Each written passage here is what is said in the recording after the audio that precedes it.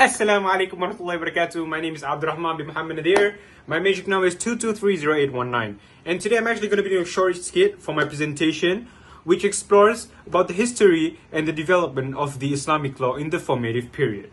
But the reason why I'm doing a skit is because I only have 3 minutes and we're going to make it fun. Let's do it.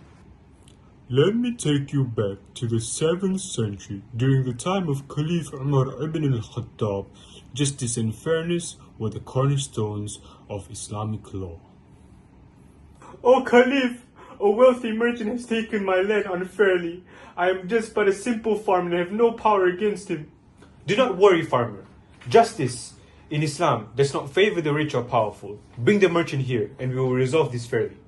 Caliph Umar ensured impartiality in legal matters, protecting the rights of vulnerable groups.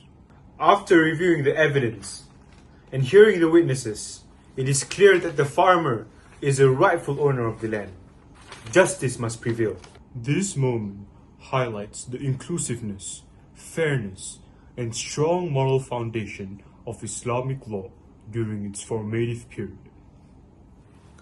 So I'm going to talk about my slides briefly. That's going to pop up over here after my skit. So basically the introduction, Islamic law or Sharia was developed in the 7th century in order to bring justice and moral guidance to the Arabian Peninsula.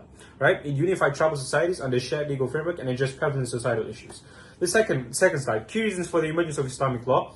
So there were 3 key reasons. The divine revelation, which is the Quran, was provided eternal guidance to tackle societal challenges. Economic reforms, practices like riba were prohibited and zakah was introduced to ensure economic justice.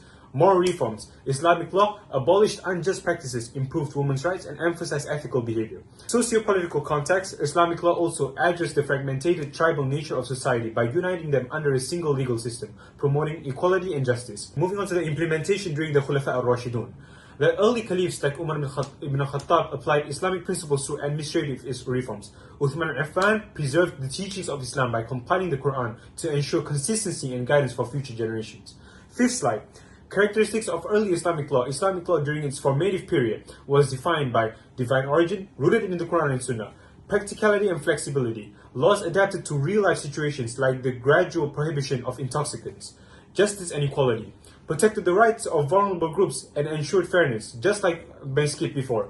Inclusiveness addressed diverse communities promoting coexistence or seen in the Constitution of Medina.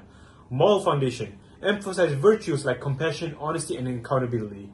Now, moving on to the 6th slide, development during the Khulafa Al-Rashidun, caliphs utilized ijtihad, independent reasoning, to address new challenges, making the law relevant for a growing empire. They also introduced judicial system and appointed judges to uphold Islamic principles. So that will be it for me. Wassalamu alaikum warahmatullahi wabarakatuh.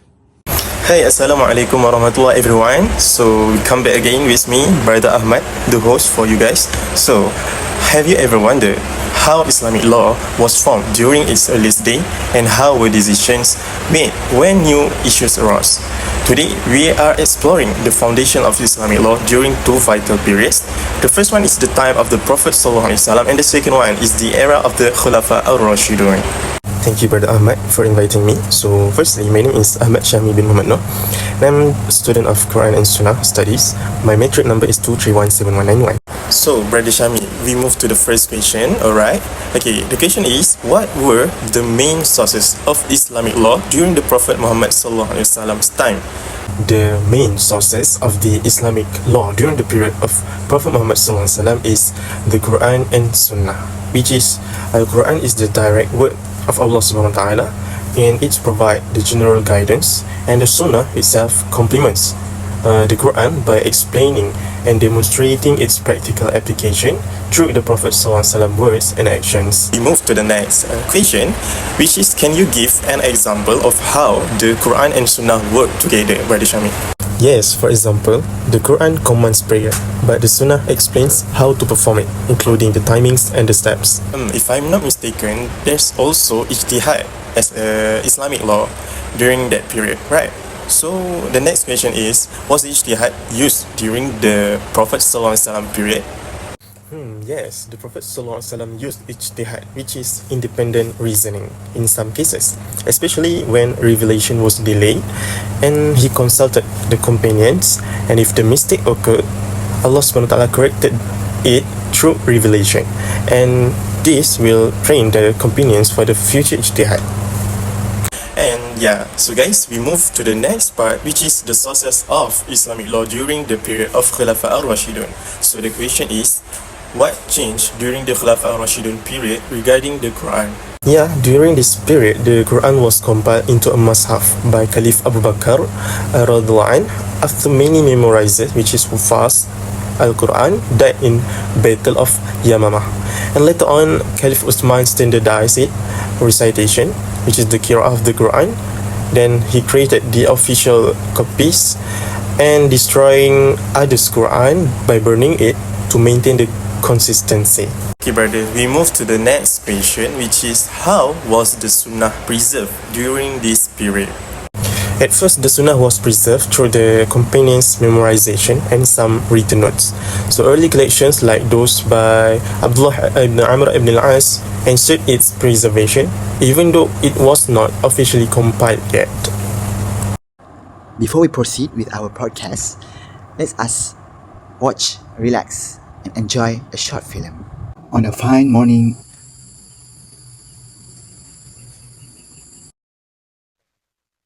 What is this all about? I can't understand. Hey, Ibrahim, Atan, I heard that you became a lawyer. Is that true? yes, I'm actually not a lawyer, but lawyer buruk.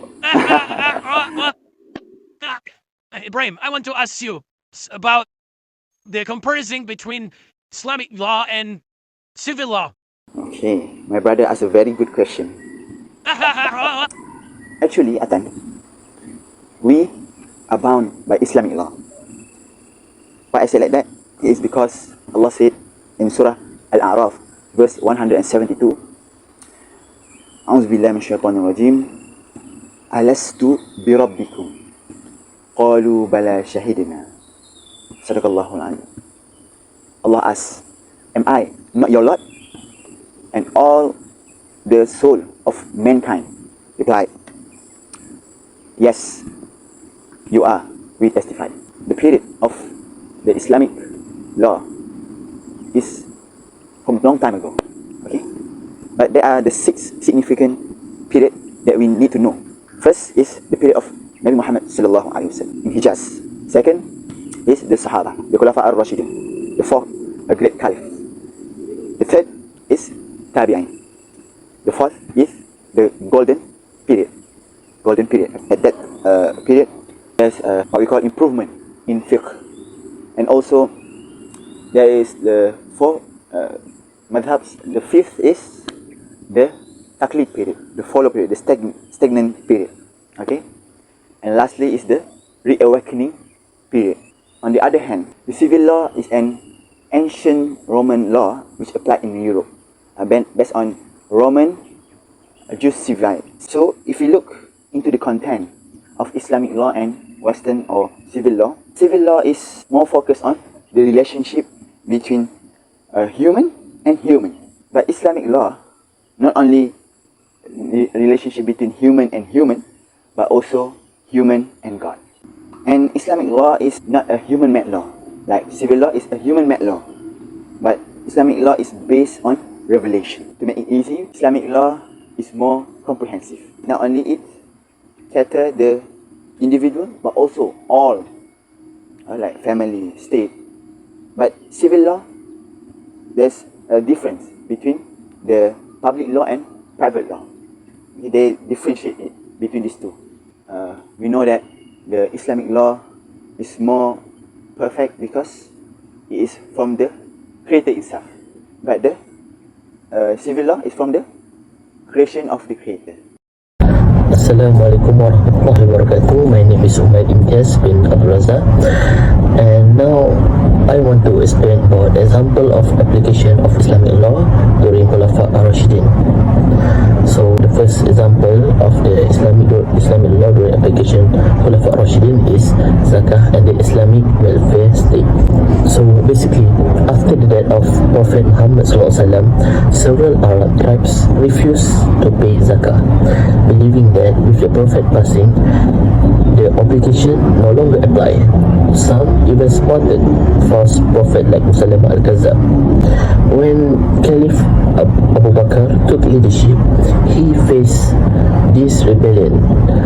Umar ibn Khattab initially questioned Abu Bakr's decision to fight those who refuse zakah, but Abu Bakr firmly stated that zakah was an essential pillar of Islam, inseparable from Salah.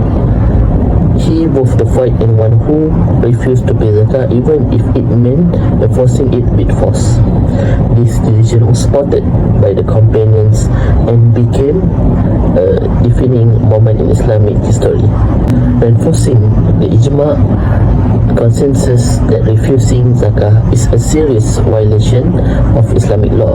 This event highlighted the importance of zakah as a fundamental pillar of Islam and the necessity of upholding its further unity and well-being of the Muslim community. The second example is inheritance law, the grandmother share. A grandmother once came to Abu Bakr asking about her inheritance, and initially he informed her that according to Quran and Sunnah, she had no entitlement to inheritance. However, Abu Bakr later reconsidering his initial judgment and sought counsel from others. Al-Mughirah bin Shu'bah recalled that during the time of the Prophet Muhammad SAW, the grandmother was granted 1/6 of the inheritance. This statement was then confirmed by Muhammad bin Maslamah al-Ansari, who supported the ruling of Mughirah bin Shu'bah. Upon receiving this clarification, Abu Bakr agreed and granted the grandmother the 1/6 share of the inheritance. This decision was accepted and became part of Islamic law, legal tradition. Islamic scholars have since reached ijma that the grandmother's share of inheritance is 1/6. So that's all from me. Thank you.